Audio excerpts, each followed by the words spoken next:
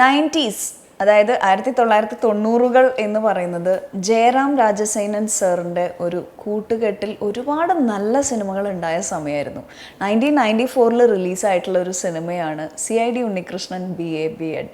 പ്രേം നസീർ എന്ന് പറയുന്ന മഹാനായ നടനെ ആരാധിച്ചുകൊണ്ടുള്ള ഒരു കഥാപാത്രം. അദ്ദേഹം ചെയ്ത ഒരുപാട് CID വേഷങ്ങളെ ഇമിറ്റേറ്റ് ചെയ്തുകൊണ്ട് ആ ലെവലിൽ പോകാൻ ആഗ്രഹിക്കുന്ന ഒരു കഥാപാത്രമായിട്ടാണ് ഇതിൽ ജയറാമേട്ടൻ ചെയ്തിട്ടുള്ളത്.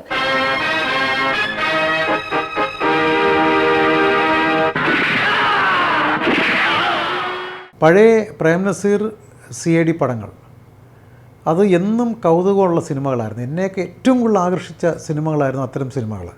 നസീർ സാറും അടൂർ ബാസിയും കൂടെ ഉള്ള സീക്വൻസ്, പാട്ടുകൾ, കേസ് അന്വേഷണം, ഫൈറ്റ്, അതിനിടയ്ക്കുള്ള കോമഡി.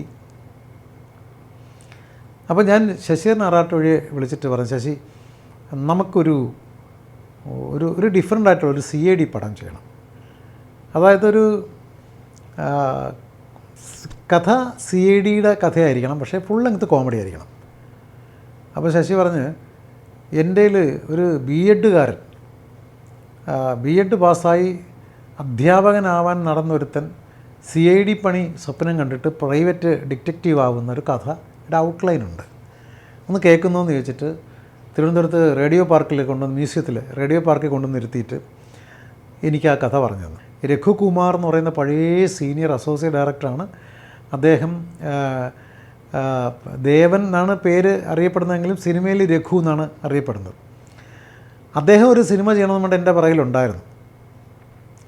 അപ്പോൾ ഞാൻ അദ്ദേഹത്തെ വിളിച്ച് പറഞ്ഞു, ഇങ്ങനൊരു സബ്ജക്റ്റ് ഉണ്ട്, ദേവേട്ടൻ കേൾക്കണമെങ്കിൽ ഒന്ന് വാന്ന് പറഞ്ഞു. അങ്ങനെ പുള്ളിക്കത് കേട്ടപ്പോൾ ഇഷ്ടപ്പെട്ടു. അത് കഴിഞ്ഞ് ജയറാമിനെ വിളിച്ച് ഫോണിൽ കൂടെ പറഞ്ഞു, ഇങ്ങനൊരു കഥയുണ്ട്, CID ഉണ്ണികൃഷ്ണൻ BA B.Ed എന്നാണ് നമ്മളതിന് ടൈറ്റിൽ ഉദ്ദേശിക്കുന്നത്. പക്ഷേ ഇയാൾ അധ്യാപകനല്ല ആവുന്നത്, ഇയാളാകുന്നത് CID ആണ്, അതിൻ്റെ കോമഡികളും ഒക്കെയാണ്. അപ്പോൾ ജയറാമിനത് ഇഷ്ടപ്പെട്ടു, കാരണം ജയറാമും പ്രേം നസീറിൻ്റെ ആരാധകനാണല്ലോ. അങ്ങനെ ഞങ്ങളിതൊന്ന് ഡെവലപ്പ് ചെയ്തു. അപ്പോൾ ആദ്യമേ ഒരു കാര്യം തീരുമാനിച്ചു, ഇതിൻ്റെ ടൈറ്റിലിലെ വിഷ്വൽസ് മുഴുവൻ നസീർ സാറും അടൂർ ബാസിയും ആയിരിക്കണം. അപ്പോൾ അങ്ങനെ ഞങ്ങൾ പഴയ CID പടങ്ങളുടെ ലിസ്റ്റ് എടുത്തിട്ട് KP കൊട്ടാരക്കര സാറിനെ വിളിച്ച്, അദ്ദേഹത്തിൻ്റെ പടങ്ങളാണ് കൂടുതലും CID, അതിൻ്റെ റൈറ്റ്സൊക്കെ ചോദിച്ച് വാങ്ങി ഞങ്ങളതിൻ്റെ കുറച്ച് ക്ലിപ്പിങ്ങും ഓഡിയോയും ഒക്കെ എടുത്ത് അങ്ങനെ ഞങ്ങളത് ഡെവലപ്പ് ചെയ്തപ്പോൾ അതൊരു സിംഗിൾ ഹീറോ കഥയിൽ നിൽക്കില്ല എന്ന് തോന്നി. അങ്ങനെ അത് 3 ഹീറോ സബ്ജക്റ്റായിട്ട് ഞങ്ങൾ ഡിസ്കസ് ചെയ്ത് വളർത്തി. അങ്ങനെയാണ് അതിനകത്ത് മണിയമ്പിള്ള രാജു ഒരു ഹീറോ ആയതും അമ്പിളിച്ചേട്ടൻ ജഗദീഷ് കുമാർ മറ്റൊരു ഹീറോ ആയതും.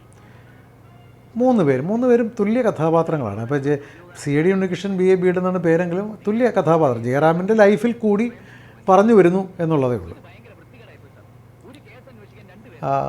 അത് ഈ പറഞ്ഞ പോലെ സീക്വൻസുകളെല്ലാം മറ്റൊരു സിനിമയിലും കാണാത്ത തരം ഉള്ള സീക്വൻസുകളാണ്.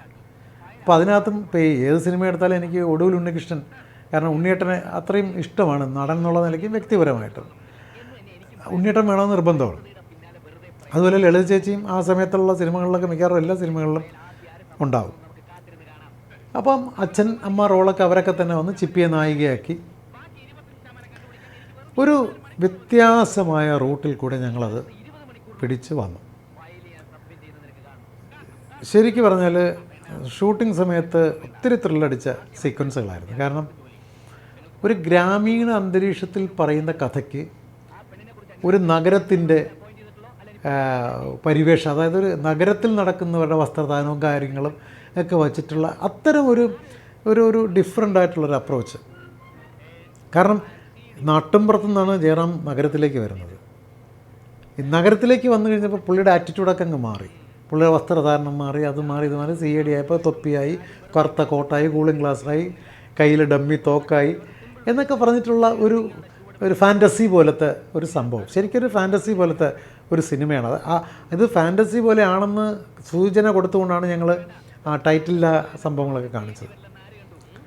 എന്തായാലും ആഗ്രഹിച്ചതുപോലെ പ്രതീക്ഷിച്ചതുപോലെ തന്നെ ആ സിനിമ ഒരു വൻ വിജയമായി മാറി എന്നുള്ളതാണ്. ഞങ്ങളുടെ ഒരു കെമിസ്ട്രി നന്നായിട്ട് വർക്കൗട്ടായി, ഓഡിയൻസിനും അത് ഇഷ്ടമായിരുന്നു, പിന്നെ ഞങ്ങളെ തേടി വന്ന നിർമ്മാതാക്കൾക്കും അത് താല്പര്യമായിരുന്നു. 16 സിനിമകൾ ജയറാമിനെ വെച്ച് മാത്രം ചെയ്തിട്ടുണ്ട്. അതിനകത്ത് ഏകദേശം 14 സൂപ്പർ ഹിറ്റുകളാണ്. ബാക്കി പോലും ദയനീയ പരാജയം എന്ന് പറയുന്നത് ജയറാമിനെ വെച്ചെടുത്ത ഒരു സിനിമയിലും ഉണ്ടായിട്ടില്ല. തീർച്ചയായിട്ടും ഒരു കോമഡി സിനിമ ചിന്തിക്കുമ്പോൾ മലയാളത്തിൽ ഉപയോഗിക്കാവുന്ന നല്ലൊരു നടനാണ് ജയറാം. ഞാൻ പക്ഷേ ജയറാമിനെ കോമഡിയിൽ നിന്ന് ഒരല്പം കൂടി മേളിലേക്ക് എന്ന് പറഞ്ഞാൽ കുറച്ചുകൂടെ കഥാപാത്രത്തിന് ബലമുള്ള കഥാപാത്രങ്ങൾ ചെയ്യിക്കാൻ കൊട്ടാരം വീട്ടിലെ അപ്പൂട്ടൻ, നാടൻ പെണ്ണ്, നാട്ടുപ്രമാണിയും പോലെയുള്ള, അയലത്ത് അദ്ദേഹം പോലെയുള്ള സിനിമകൾ ചെയ്യിപ്പിക്കാൻ വേണ്ടി ഒരു ശ്രമം നടത്തിയിരുന്നു. പക്ഷേ ആ റൂട്ടിലേക്ക് പുള്ളി അധികം കടന്നു പോയില്ല. അത് കടന്നു പോകാമായിരുന്നു എന്ന് എനിക്ക് തോന്നാറുണ്ട്. കാരണം എന്ന് പറഞ്ഞാൽ ഇപ്പോൾ കൊട്ടാരം വീട്ടിലെ അപ്പൂട്ടൻ കഴിഞ്ഞപ്പോഴേക്കും ഒരു ജനകീയ നടൻ്റെ, ഇപ്പോൾ മോഹൻലാലിനും മമ്മൂട്ടിക്ക് കിട്ടിയിരിക്കുന്ന പരിവേഷം എന്ന് പറഞ്ഞാൽ ഒരു ജനകീയ നടനാണ്. സൂപ്പർ സ്റ്റാർ എന്ന് പറയുന്നത് പോലെ തന്നെ ഒരു വേറൊരു വശമാണ് ഈ ജനകീയ കഥാപാത്രങ്ങളെ അവതരിപ്പിച്ച് ജനങ്ങൾക്ക് വേണ്ടി സംസാരിക്കുന്ന, ജനങ്ങളുടെ ഉള്ളിലേക്ക് കയറി ചെല്ലുന്ന സീക്വൻസുകൾ അവതരിപ്പിക്കുന്ന ഒരു നടൻ, ഒരു നായകൻ എന്ന് പറയുന്നത്. അപ്പോൾ കൊട്ടാരം വീട്ടിലെ അപ്പൂട്ടൻ അതായിരുന്നു, ജനങ്ങളുടെ പ്രശ്നങ്ങളെടുത്ത് കൈകാര്യം ചെയ്യുന്ന ഒരു കഥാപാത്രമായിരുന്നു. അപ്പോൾ അവിടെ നിന്ന് അദ്ദേഹത്തിന് ആ റൂട്ടിൽ കുറച്ച് സഞ്ചരിക്കാമായിരുന്നു. പക്ഷെ അങ്ങനെ പോയില്ല. അങ്ങനെ പോയിരുന്നെങ്കിൽ പക്ഷേ ഒരു സൂപ്പർ താര പദവിയൊക്കെ ലഭിച്ചെന്നാണ് എനിക്ക് തോന്നിയിട്ടുള്ളത്. തീർച്ചയായിട്ടും എൻ്റെ ഈ 16 ഞാനെടുത്ത 37ഓളം സിനിമകൾ ഞാൻ ഡയറക്റ്റ് ചെയ്തിട്ടുണ്ട്. അതിനകത്ത് 16 സിനിമകളിൽ ജയറാം നായകനായിട്ടുണ്ട്.